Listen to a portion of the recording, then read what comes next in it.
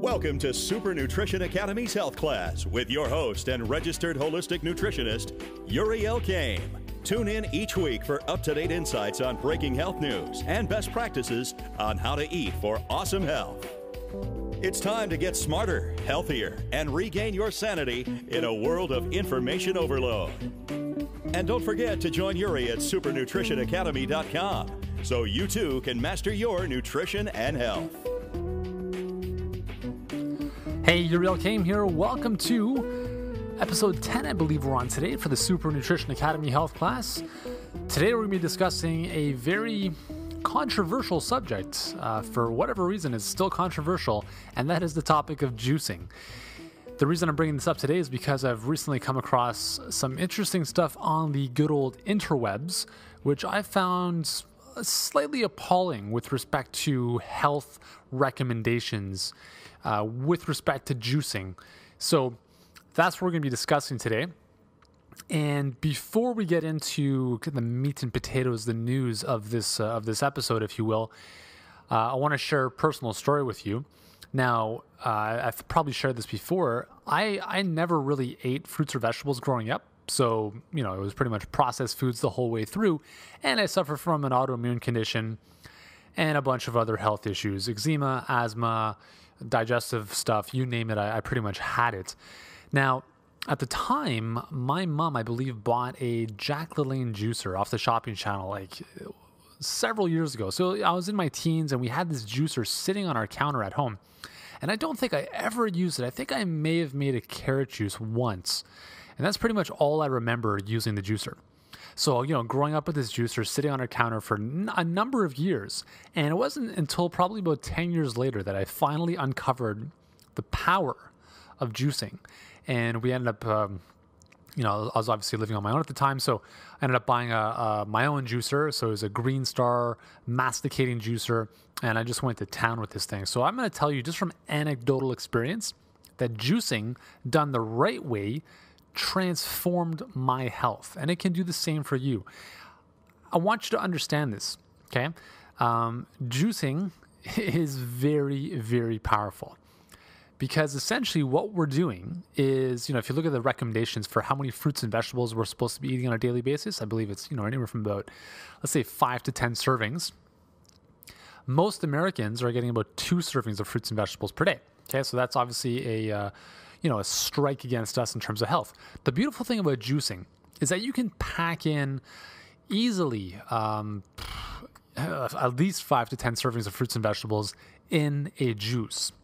And you can just enjoy that in a glass. So it's a very, very convenient way, other than, the time it takes to juice, which can vary depending on the type of juicer you're using. But generally, when I'm making my juice in the morning, and I'll give you a recipe in a second, it takes me about 20 minutes and then another 5 minutes with cleanup. So let's just kind of ballpark it and say 30 minutes.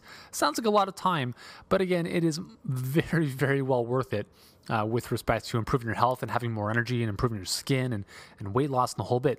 Now, okay, why is juicing so beneficial?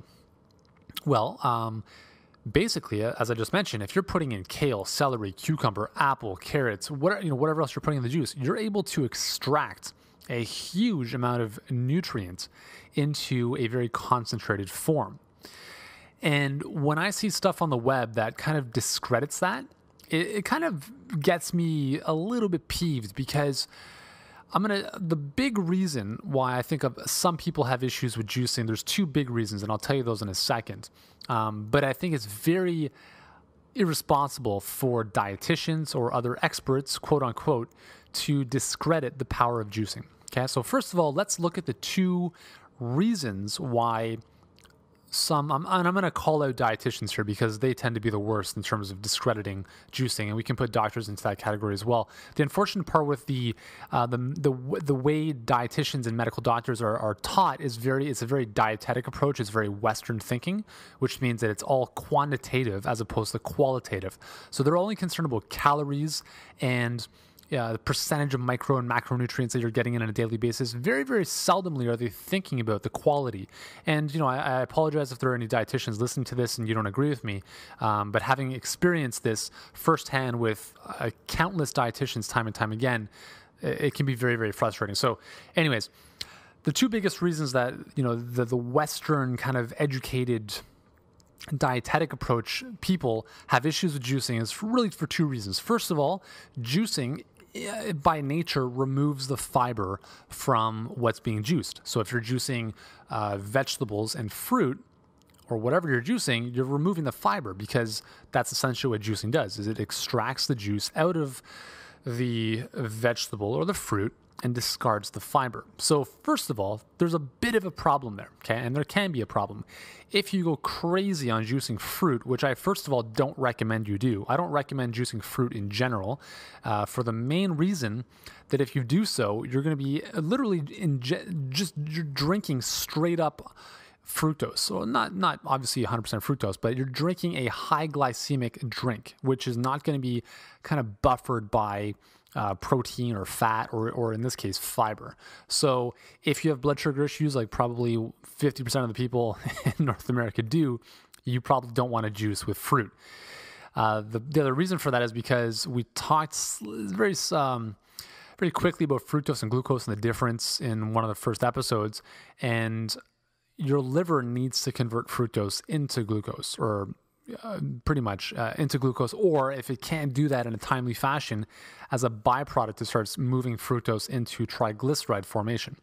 So that whole process is very rate dependent, which means that if there's too much fructose entering your liver at the same time, your liver is not able to keep up with that process. And that's why it'll start moving some of that fructose metabolism towards triglyceride formation. And that's why drinking a huge amount, or like a glass, for instance, of unbuffered, unfibered juice, which is higher in sugar, especially if it's coming from fruit, can be a bit of a kind of a contraindication. At least that's not what I would recommend. The only type of fruit that I recommend juicing with is, for instance, like a pear or an apple, just to add a little bit of sweetness to some of your vegetable juices. Other than that, I don't recommend juicing with fruit for that simple reason that it doesn't have the fiber, so it can spike your blood sugar. It can lead to higher fructose to triglyceride formation in the liver, and that's not something you want. Now, having said that, the other issue that a lot of dietitians have with this is, maybe I just hit two in the same thing there. I probably did. Yeah, I think, okay. So yeah, obviously the fiber issue and the blood sugar issue. So those are kind of good. They go hand in hand. That seems to be the main issue out there.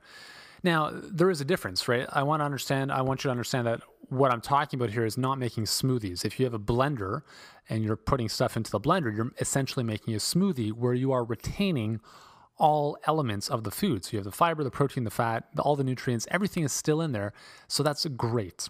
Okay, so again, you're allowing yourself to get a ton of fruits and vegetables in a very simple and easy to consume format. So smoothies, in my opinion, in a lot of cases, are actually better than juicing, unless you're going to be juicing a lot of the greens, a lot of the green leafy vegetables, or some of the other vegetables that are a bit tougher to work with, in which cases juicing might be a bit better. So we'll talk a little bit more about what I recommend in terms of juicing versus smoothies in terms of specific foods in a couple minutes.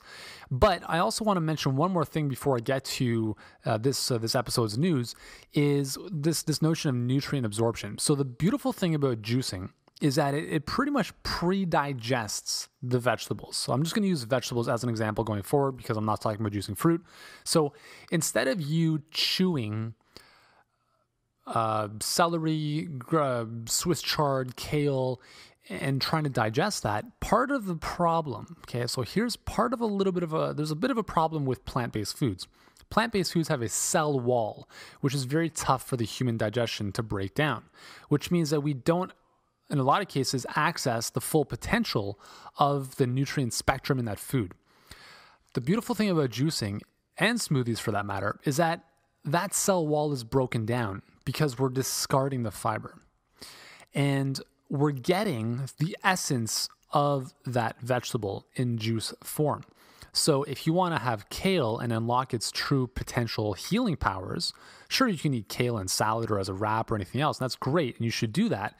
But I believe, and it's my own experience, that you can get a lot more benefit in a much quicker and easier and shorter amount of time just by juicing that kale, because now you can kind of discard some of that plant cell wall, which is essentially the fiber or the cellulose, and get right to the nitty gritty of what is in that amazing vegetable. So the nutrient absorption that you're getting is much greater when you juice, because you're able to bypass having to break down the cell wall, the cellulose of that particular plant food. So that doesn't mean that you should juice all of your vegetables, but I would recommend on a daily basis, if you can add one green juice into your day, that's probably one of the best things you can do for your health. That's actually one of the things that I do first thing in the morning, most days of the week, unless I'm missing some produce and I can't do it, is, after I've done a bit of work in the morning, I come back upstairs, crank out the juicer, and I get juicing with my green juice. And it's a great way to start the day. It sets the tone for the rest of the day so nicely, because you're not starting off with coffee or anything else where, you have that and it's just like a downward spiral. It's like, well, I've kind of started the day on the wrong foot. Who cares now? Let's just, eat whatever. You start off the day with a green juice, I guarantee your day it's so much better. You have more vitality, more energy, more focus. And again, you're kind of riding that wave of momentum. So having said that, let's look at some of the current news that has spurred this episode. And I'm gonna make reference to a specific article that was written by a dietitian on fitday.com, which is a really good site for tracking calories and specific nutrient intake. And it's a great site. And I think, everyone would be of benefits to use it. Now, this specific article was talking about the pros and cons of juicing. So I just want to mention those to you, and then we'll kind of look at those in a little more detail. So first of all, the pros, and I'm just going to read here the bullet points. Juicing is a great way to squeeze fruits and vegetables into your diet if you typically don't like them. True, right? Although I don't necessarily think that if you'll enjoy a juice, like a green juice, if you don't enjoy vegetables. But nonetheless, that is a pro. When making juice, you can add fruits and vegetables that are about to spoil. That way you don't waste produce. Okay, sure. That's, definitely if we can do that, that's awesome. Now so that is it. Those are the only two pros to juicing according to this article. Now let's go to the cons. Con number one, people think juice is a nutritionally equivalent replacement for whole fruits and vegetables, which isn't true. There are certain nutrients that whole produce will give you that you can't get from juice, including fiber. Let's stop right there. Other than the fiber, what else are you not getting in a juice, in a fresh pressed juice? Okay, if you have an answer for that, just let me know. Furthering this bullet, the skin and the pulp of fruits are where the fiber and most of the vitamins and minerals are housed, and if you discard these parts, you're throwing out most of the beneficial portions of the produce. Again, you're really only discarding the fiber, and believe me, I don't know anybody who's added daily juicing into their life who isn't 1,000 times healthier as a result. Con number two, juicers are expensive. Okay, yes, I agree with that. Again, depends on the type of juicer you have. They can range anywhere from $50 to $400 or even more. Again, it's an investment in your health. Okay, you're either investing in your health or you're paying for it down the road. Number three, juice, no matter where it comes from, is a concentrated source of calories. This is especially true if you use more fruits and vegetables in your juices. Okay, sure, yes, and I agree with with the fruit part. So that's why part of the reason that I don't recommend juicing with fruit, because it's not necessarily the calories, but it's the sugar content that can lead to a spike in insulin, which then obviously stores more of those calories. So kind of, anyways. Con number four, the juice, this is the best one, okay? So, oh man, this is funny. Okay, so the juice is not pasteurized, which could be a food safety hazard. Wash your hands and all produce before preparing juice. Drink juice within 1 week. If you're letting a juice sit for 1 week, you shouldn't make it in the first place. Preferably on the same day that you make it. Also, wash the juicer with hot, soapy water after each use. So this last point was just hilarious, because what they're saying here is essentially that the juice isn't pasteurized, therefore it's dangerous. Well, what's the difference if you ate those fruits and vegetables in their whole format? The fruits and vegetables are still not pasteurized. There's nothing that changes between the juice state and the whole food state, other than the fact that the fiber's gone, how does that change the safety of the foods? So yeah, it's a little bit ridiculous. And this leads me to the next point, which is, so anyways, I just wanted to mention this article because I thought it was an absolute farce, and whoever wrote this, I'm not going to mention her name, was just a complete disaster of a writer. And these kind of points are absolutely just terrible. And the thing is that fitday.com sent this out in their newsletter. I remember seeing this in my inbox several months ago, and I'm just like, if hundreds of thousands of people are seeing this, what kind of disservice are we doing to their health? So yeah, that's what I think about that. Now, anyways, what I do want to talk about with respect to the pasteurization part is the difference between bottled versus fresh pressed juices. Now, we talked last episode about health trends, right? And these better for you foods, and this whole kind of movement towards healthier options. Now, if you live on planet Earth, you've probably gone to the grocery store in the last couple of weeks, and you've probably seen an entire wall full of these bottled juices by like Odwalla or other companies. And again, they offer the quick fix solution of, hey, get all your fruits and vegetables, get all these nutrients in a bottle and just kind of sip it back. And it's very alluring. It's obviously very appealing.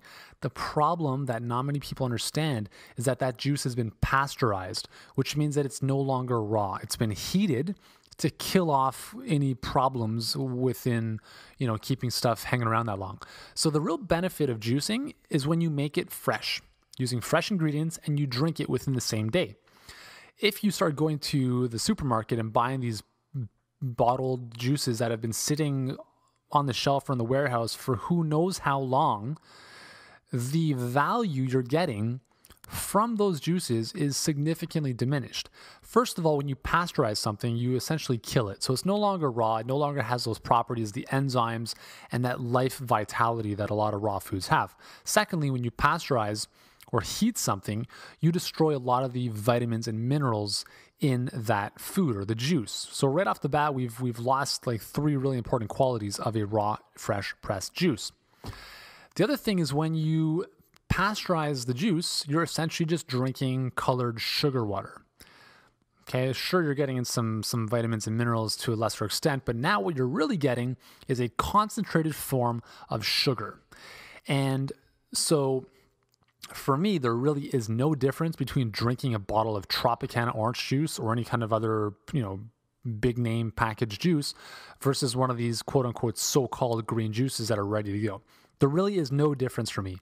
You go to Starbucks and you can grab a coffee, you can grab a bottle of water, you can grab one of these, small Odwalla green juices. Don't fall into the belief that green juice is an actual fresh pressed green juice. It's not, unless you're going to a juice bar or some kind of restaurant where they are freshly making the juice right there and then with fresh ingredients. You're better off not going for the juice because, again, you're going to be ingesting a huge amount of fructose, right? So if you're drinking Coke or if you're drinking one of these fruit juices, I really don't believe there is much difference. Obviously, the Coke has no nutritional value. These juices have a little bit of nutritional value, but again, it's just this huge amount of concentrated sugar, which I would highly recommend against. Now, hopefully that makes sense for you. And that's why, again, this last point about the juice not being pasteurized in this dietitian's article was a little bit ridiculous, okay? So the second thing I want to mention about this is juicing has this allure of like this alternative, weird kind of cleansing thing.